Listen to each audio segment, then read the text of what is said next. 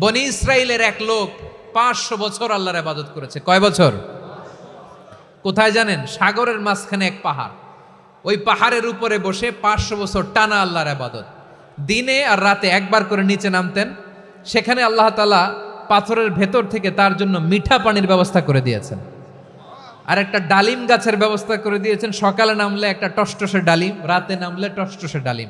এগুলো খেয়ে খেয়ে 500 বছর সে আল্লাহর ইবাদত করেছে। আর সে আল্লাহর কাছে বলেছে, আল্লাহ আমি যখন মারা যাব সেজদারত অবস্থায় যেন মারা যাই।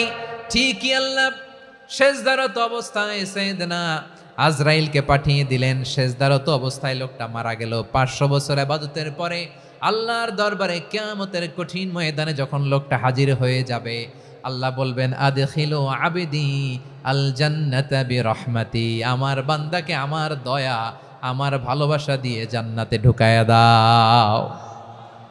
500 বছর ইবাদত করছে তো আমার দয়ায় আমার বান্দারে জান্নাত দাও। এই বান্দা বলে, বালবি আমালি, আল্লাহ তোমার দয়া লাগবে কেন? আমি আমার আমল দিয়ে জান্নাতে যেতে চাই। কি দিয়ে? কথা বুঝে নাই বোধহয়। আল্লাহর এই বান্দা কি দিয়ে জান্নাতে ঢুকতে চায়?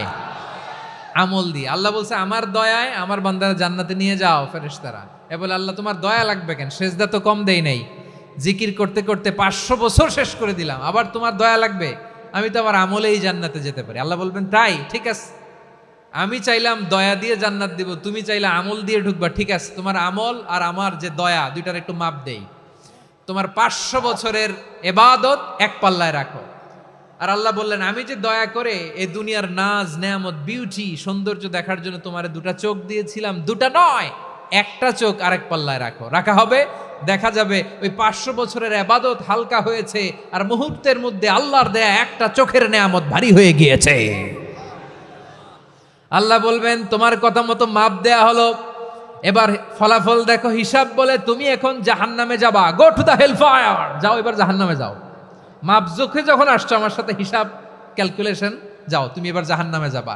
এবার লোকটা কাচুমাচু করে বলে, আল্লাহ আমি বুঝি নাই, আল্লাহ আমি বুঝতে পারি নাই, খেয়াল করি নাই, তুমি আমারে ক্ষমা করো, তুমি আমারে মাফ করো।